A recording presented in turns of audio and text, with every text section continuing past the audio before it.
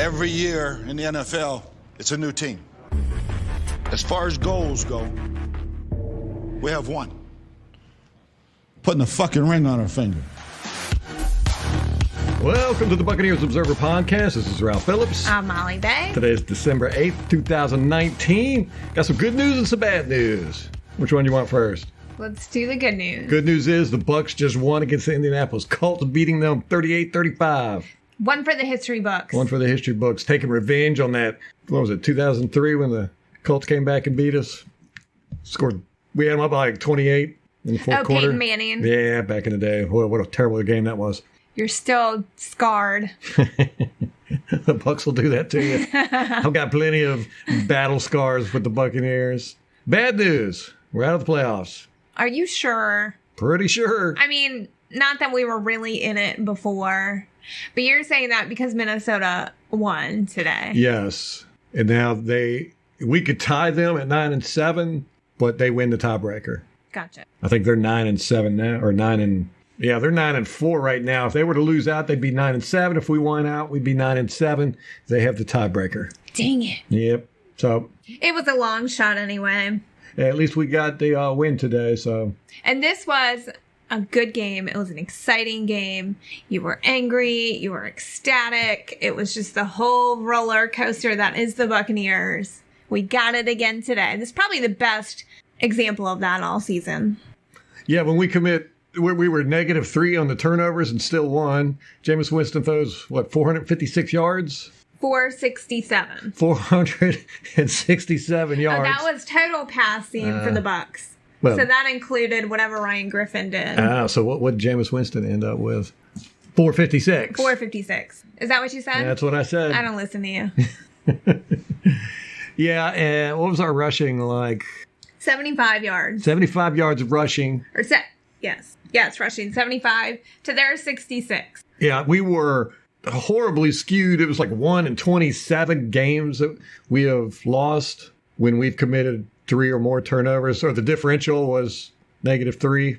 Yeah, Jameis had 3 interceptions. Good Lord. Yeah, and then Dare had the fumble. So that takes Jameis up to 22 or 23. Yeah, 22, I think. That's a lot of interceptions. Yeah, well, I almost wish that I like it when he throws interceptions early because then, it used to be that would kind of define his whole game. And then it would just be a downward spiral the whole time. But this season, at the very least, if BA staff has done nothing else, they've been able to help Jameis overcome those turnovers when they happen. His very first pass he threw today was an interception. I just rolled my eyes. I was like, oh, no. I almost wish that he would just do it on purpose, just to get it out of his system. That might be what he does. Maybe. Because then at least you can overcome it. You can come back. You got 4 quarters, which is what he did today. Yeah, and then they get the ball, they score, and then we get the ball back, and then Dare fumbles. Yeah. And the Colts recovered.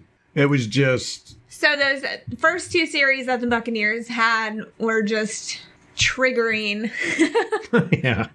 For all Bucs fans everywhere. We were ready to lose by then. But then the very next drive, we have a perfect series. Perriman, he catches this bomb for 31 yards. One-handed, he's not even covered. He gets us the first down. And then there's a pass to Brissett where he almost gets to the end zone, but is stopped short. And then we quarterback sneak right in there.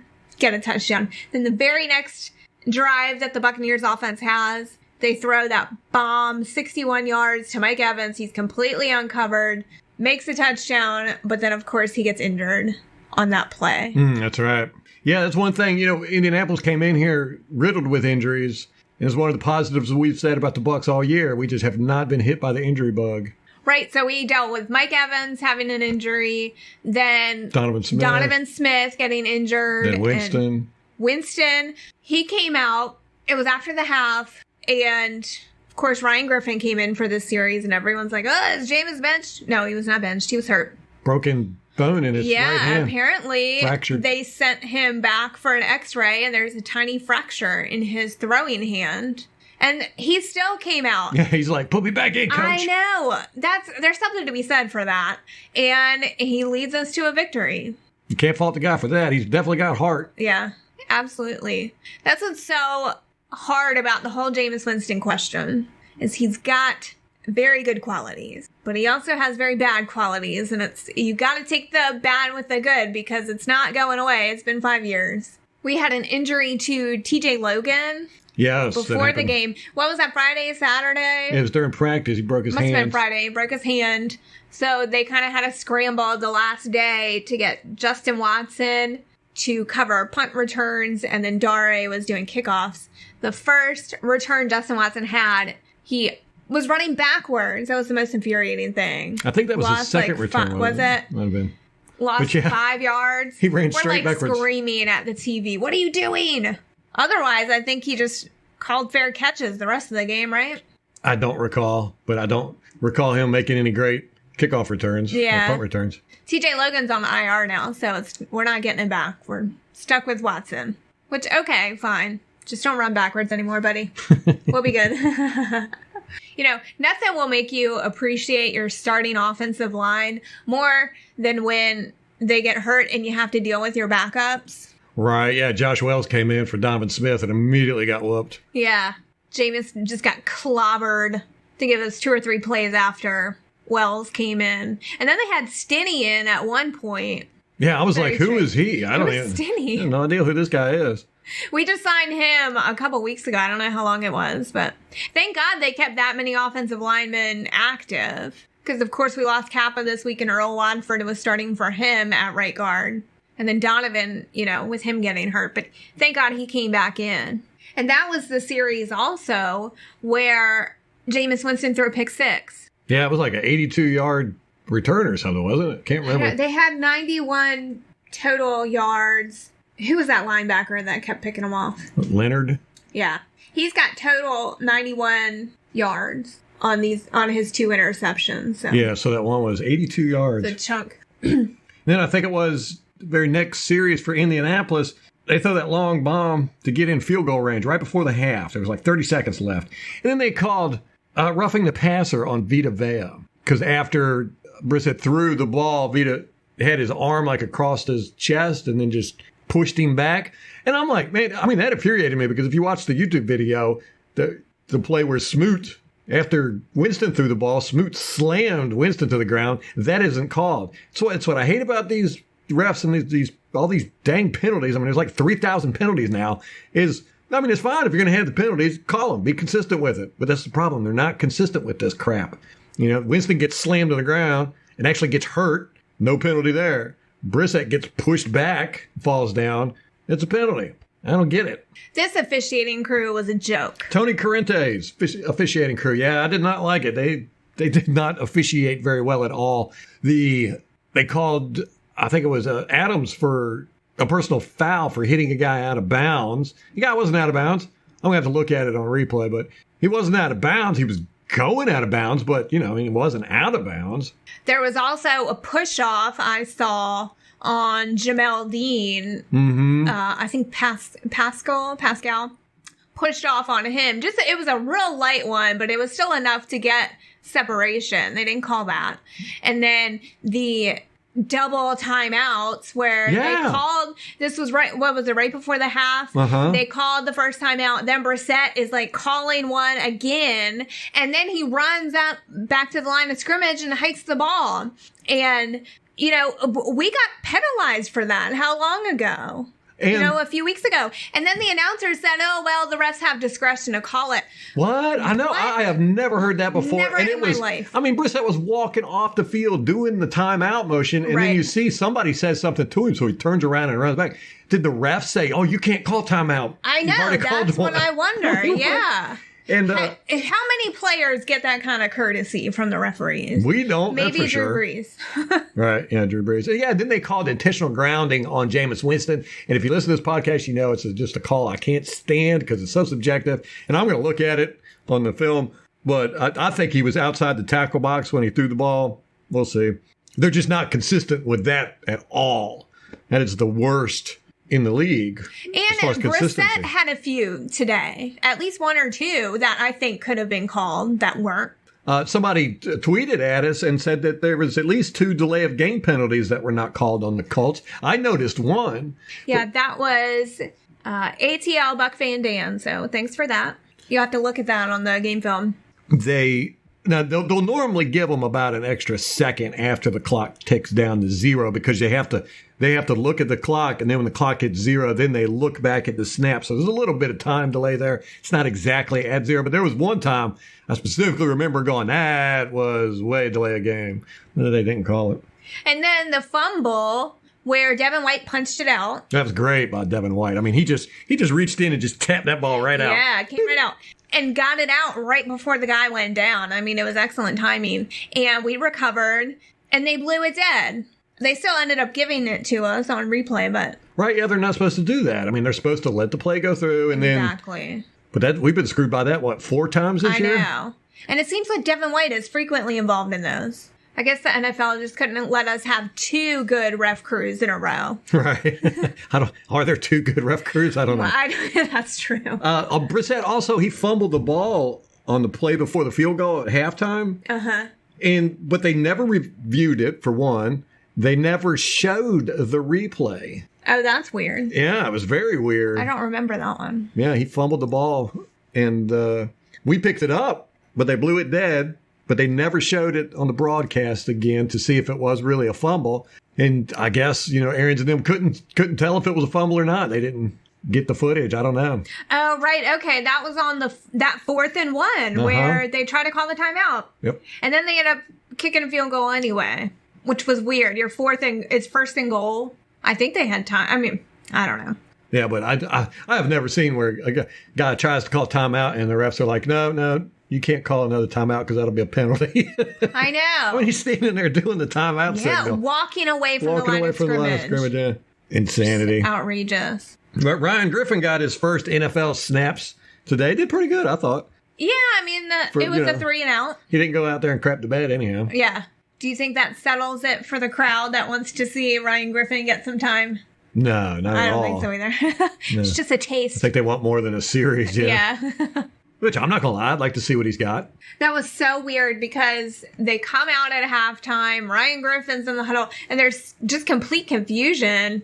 Not on the field, but I think everyone else, like the media, had not been told. Jameis wasn't on the sideline, so that indicated that it was an injury, but there wasn't an injury designation at that time. And then I think after Jameis appeared back on the sideline, they came out and said, oh yeah, it was a hand injury. He's questionable. Jameis Winston's, I think it was his 3rd interception at about 9:45 in the 4th quarter. It was right off the hands of Perriman. I couldn't tell. You said it was tipped by a linebacker. No, it was tipped at the line. Oh, and then Perriman, I think, tipped it again. Yeah, well, it ended up going behind Perriman, and he had to turn around. Yeah. So. Yeah, it was tipped. Okay. I did not see the original tip. It was on the replay. They kind of slowed it down. I think I was in the bathroom fuming by then. Now, play of the game. There's 2 plays of the game. Okay. I don't know which play was more important. Devin White getting that fumble, causing the fumble. Yeah. I mean, that turned the game. We needed that turnover. They were going down the field. That probably would have sealed the deal if they would have scored again. But then JPP batting that ball on 4th and 2 with 2 minutes left. Yeah, and that was a weird one because he bats it, Brissett catches it, and tries to throw it again. And then, of course, they get flagged for that, and it's a turnover on downs. I was actually surprised that they flagged him for that one. I figured they'd let him have that, too. Yeah. But given that it was an incomplete pass anyway. Well, the flag was irrelevant because they turned it over on downs anyway. That's the only reason why they would flag him, because they knew it wasn't going to hurt him. Count. Yeah, I really felt like the referees had their money bet on the Colts today, so they did all they could to help them. Oh, absolutely. You want to hear the penalties? This is going to blow your mind. Hit lay it on me. Okay. Indianapolis had 3 for 35. Uh-huh. We had 6 for 104. Good Lord. Yeah. Isn't that insane? How do you win like that? How do you even win like that? How do you win? We had 4 turnovers. We had 6 penalties for 104 yards. Like 3 times the penalties that they have. Oh, my God. It's just crazy. We are in an enigma. I know. Wrapped up in a paradox. And then time of possession, we had 34 minutes. They had 25 minutes. Good Lord. You know, we said in our preview that Brissett's not a passer. And then he goes out and he's throwing all these bombs. Like the first drive they throw a bomb to the end zone. Yeah, I really expected them to try and dink and dunk it down the field on us, but they kept hitting us with those. Yeah, I thought so too. It's going to be interesting to look at the coach's film to see how much pushing off and penalties should have been called on the Colts. I think it's going to be quite a bit. We'll see.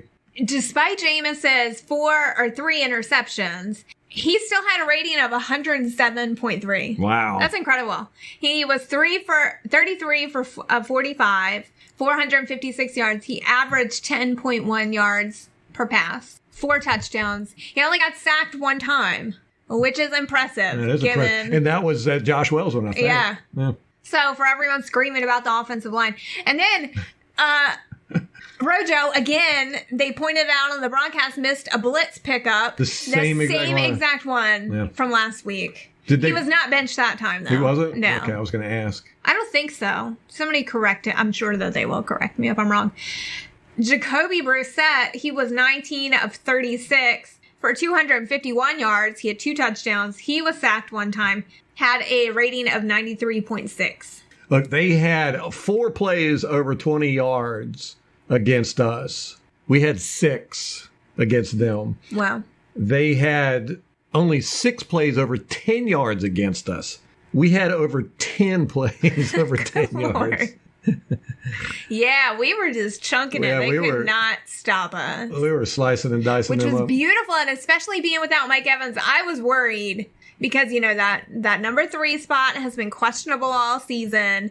And Mike Evans, even if he's not productive, his presence is enough to make an impact. And so removing him from the game early in the first quarter, I was not sure how that was going to work out for us. Yeah, I was worried about it, but Justin Watson and Perryman both stepped up and played well today. Absolutely, they sure did. What were their stats? Perriman had 3 receptions for 70 yards and 1 touchdown.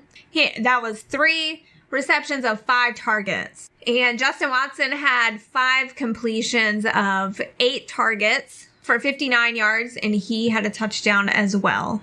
O.J. Howard showed up. 4 receptions, 5 targets, 73 yards. He had no touchdowns. And then Godwin had 7 receptions of 9 targets. That's incredible. For 91 yards, no touchdowns. And then we saw Brate. He was 4 for 4. Good old Brate. Oh, reliable. 1 touchdown. I do love him. I wish he would be in more.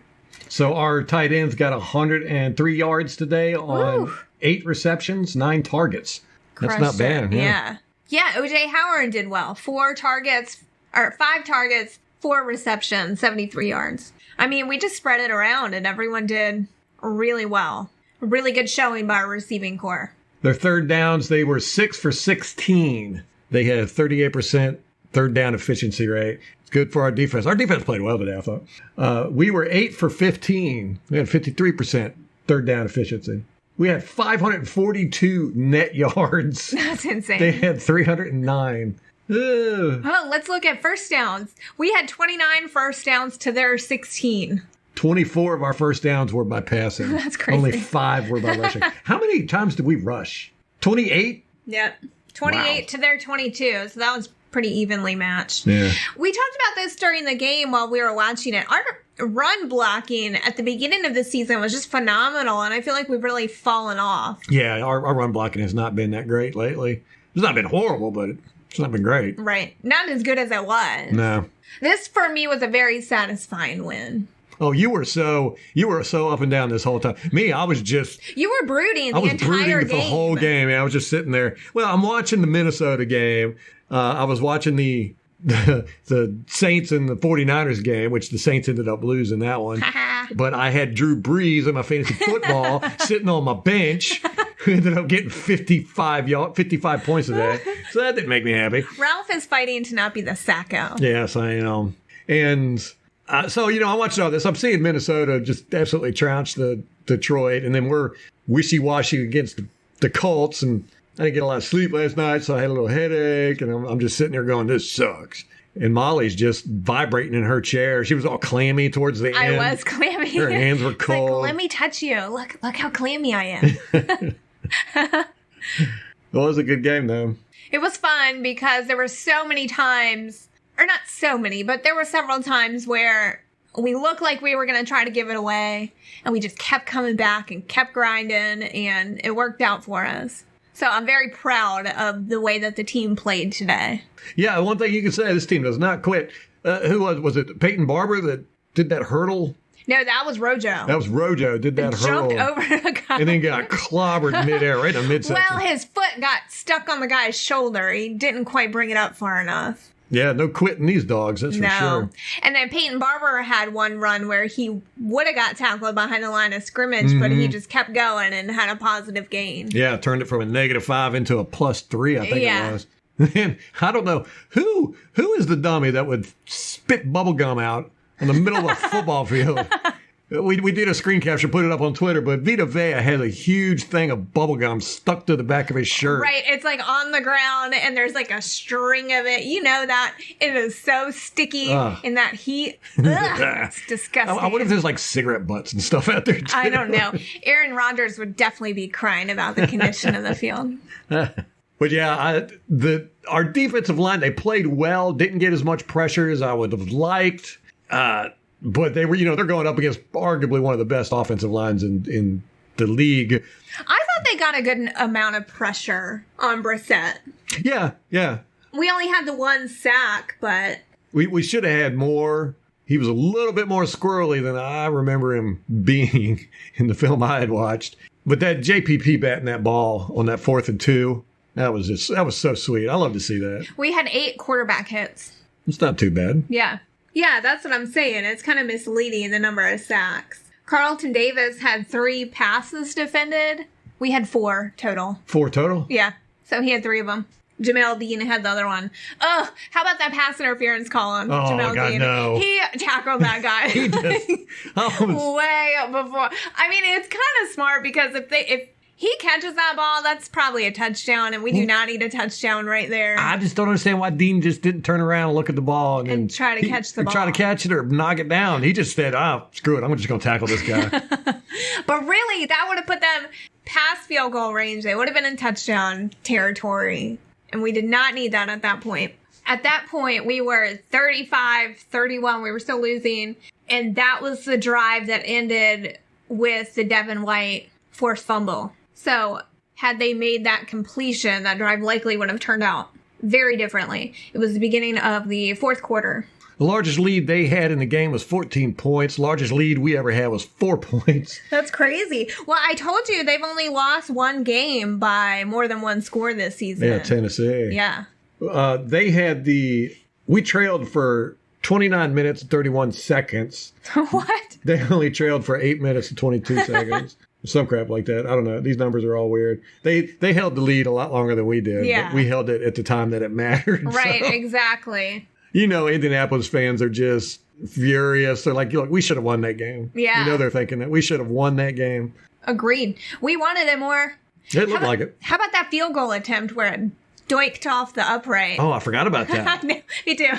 This is why I have to take notes during the game. Because there's so much that happens, you just forget. Yeah, that was a good one. So their kicking woes have not been solved. Well, I'm glad they weren't solved today. They could solve them next week. I know. It's weird seeing Vinatieri. Oh my God, he's been in the league for 20 years. It's weird seeing him. This is a weird year. This is a transition year. We're going from all these players that have been playing for so long, all the quarterbacks and all that, to, this wave of new players. I was thinking about that today with Jameis. So I watched this YouTube video about the potential landing spots for all these quarterback free agents.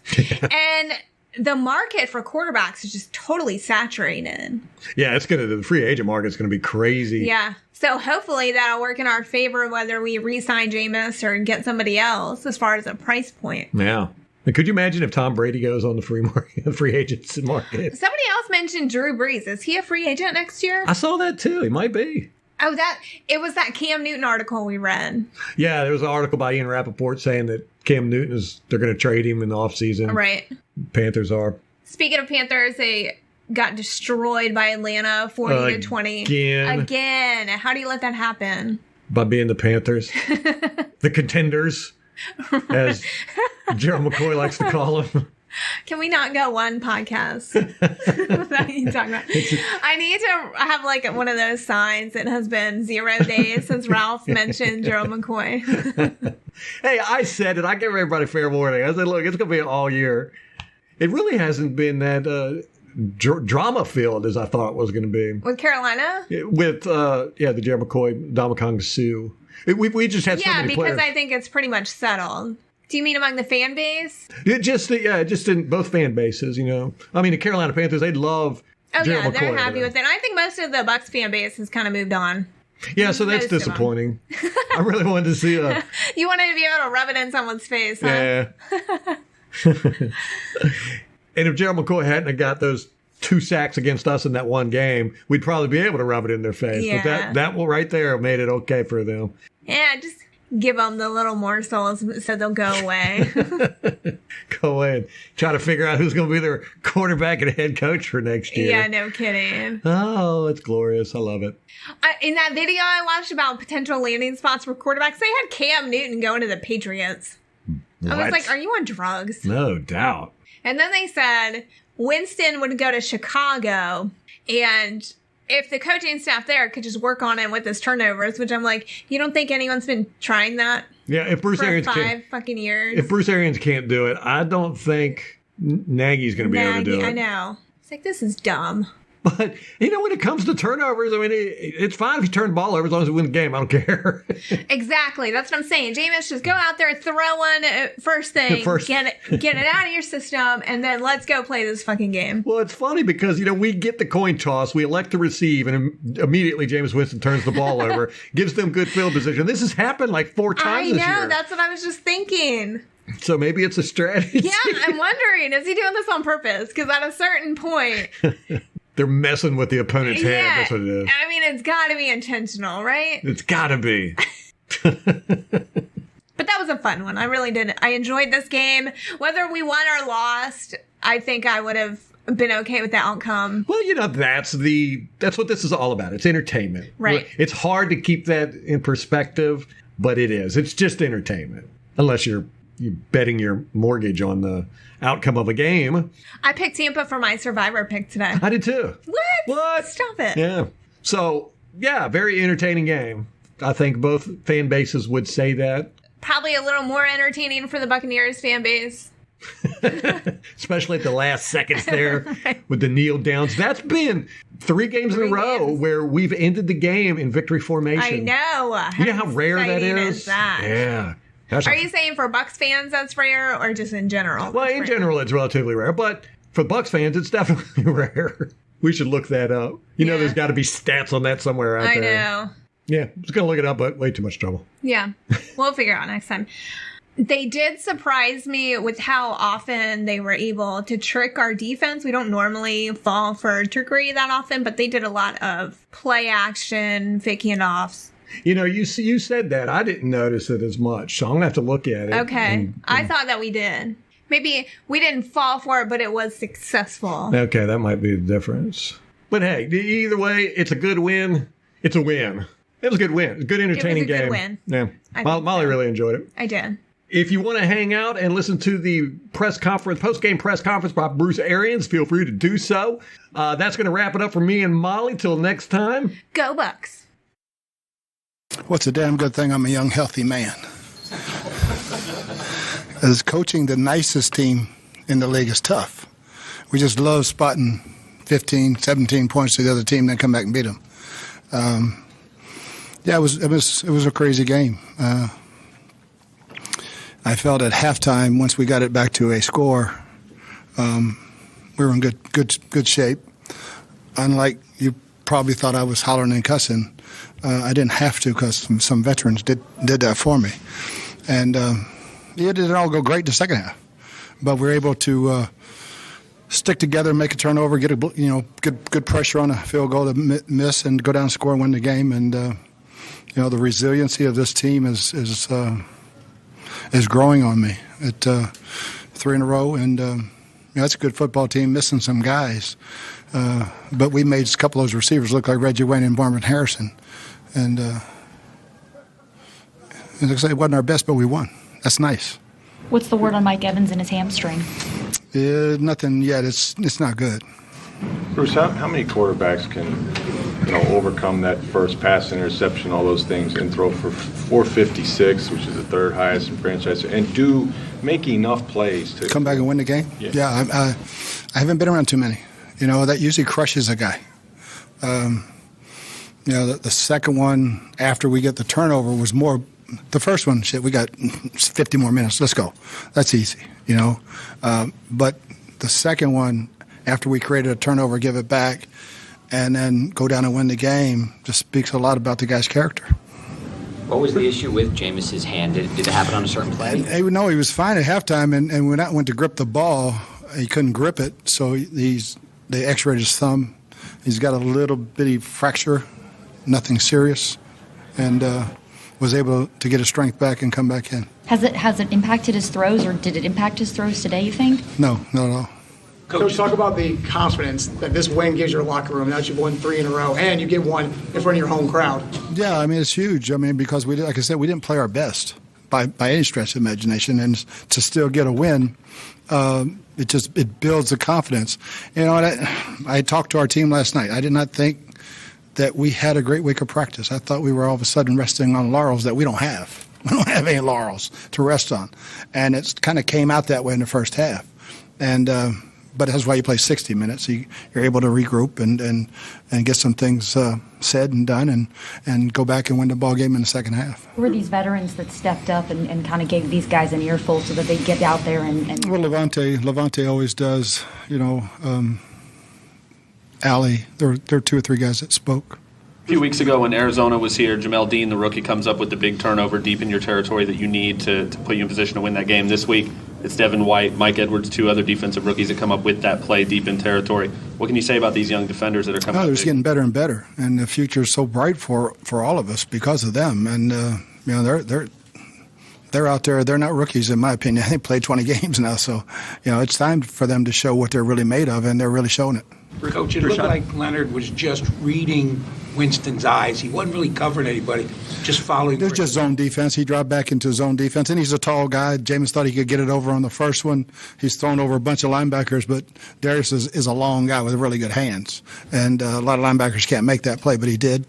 And the other one was a cover 0 blitz, and Brissett broke hot. Jameis thought he was hot. We didn't pick it up properly. So he threw the hot just a little bit late, and he picks it for 6. So, that again, that's another. They go up 14 at the point. A lot of teams collapse. Our guys don't. Our offense goes right back down and gets points and gets us back in the game. Bruce, Rashad Perriman had struggled in the first half of the year, wasn't catching balls consistently. He's really stepped up in the last. Well, I don't think he dropped any. He wasn't getting many targets, But the confidence that I have in him is never waned. It's just Jameis finding him.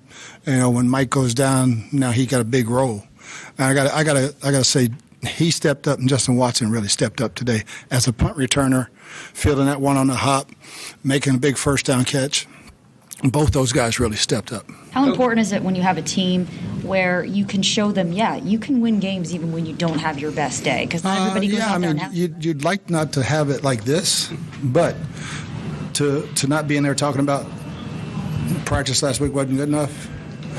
It's a whole different meaning when you win, and you tell them, and they recognize it. And hopefully next week will be a little bit better. Is it nice going into every week knowing that you're going to shut down the run pretty much every day? Yeah, that's what we're built on, And I wish we didn't run it bad today. We ran it really well at times. Then we got back 2 scores, and they started playing a little bit more soft zone, so it was just easy throw and catch. So it was, but I thought Rojo played a heck of a ball game today, and Dario obviously made another big catch. Peyton made a couple big runs, that last one to seal it. I think we were built on stopping the run and running the ball and chunk plays and taking the ball away. We didn't take it away enough today. Bruce, do you envision Jameis' thumb injury affecting his week of practice coming up? It does not look like it right now. We'll know more tomorrow. So, Coach, what can you say about Winston's ability to kind of put the bad plays behind him and then keep coming? Yeah, it's all year, Same thing in Atlanta, He comes on, has a great game. It's just, Like I said, we're the nicest team in the league. We like to spot people 10 or 15. This was 17. Just spot them 17 points and then come back and beat them. Makes it more fun. But it also raises your blood pressure, though? It's a very rare quality. It also raises your blood pressure a little bit, too. I don't think I have blood pressure anymore. Coach, you're trying to tell me now that you got a quarterback that can't hold the ball and he throws a dime to Perryman to win a football game. Yeah, I mean, I kept trying to knock it out of his hand. So the first time I could knock it out of his hand. And he was trying to hold it with his other hand. And he could hold on to it. I said, all right, then you can play. And what does that say for the team when your quarterback who's hurt comes back in? Those other 10 guys are going to step up, aren't they? Yeah, guys respect that. And he doesn't have to earn anybody's respect in that locker room. They know he's tough. Mike undergo an MRI tomorrow? Is that the plan or what? Yeah, I mean, I'll be shocked if Mike makes it back before the last week.